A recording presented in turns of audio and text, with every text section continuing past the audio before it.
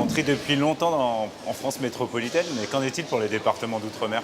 La mise en place de la collecte et du recyclage des emballages dans les départements, régions et territoires d'outre-mer est beaucoup plus récente qu'en France métropolitaine.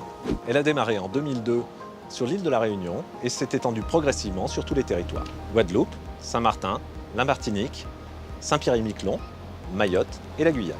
Il faut réaliser que ces départements sont particuliers de par leur géographie, leur climat ou leur caractère insulaire, excepté pour la Guyane bien sûr. Cela impose donc une organisation de la gestion des déchets différente. Par ailleurs, il s'agit de trouver des solutions locales de recyclage adaptées, voire spécifiques. Par exemple, on teste en Guadeloupe la valorisation du carton sous forme de copeaux pour servir de litière pour les élevages de poules. La Martinique va utiliser du verre broyé en sous-couche pour les routes goudronnées.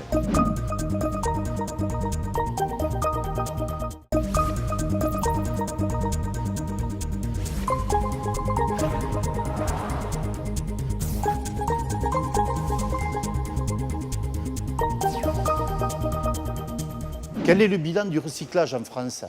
Aujourd'hui, grâce au geste de tri quotidien de millions de Français, le taux de recyclage global des emballages est de 68%, alors qu'il n'était que de 18% en 1992. Chaque année, plus de 3 millions de tonnes d'emballages sont recyclées et leur matière est récupérée. Cela permet de limiter l'utilisation des ressources naturelles, comme l'eau par exemple, d'économiser de l'énergie et de limiter les gaz à effet de serre, donc au final de lutter contre le réchauffement climatique.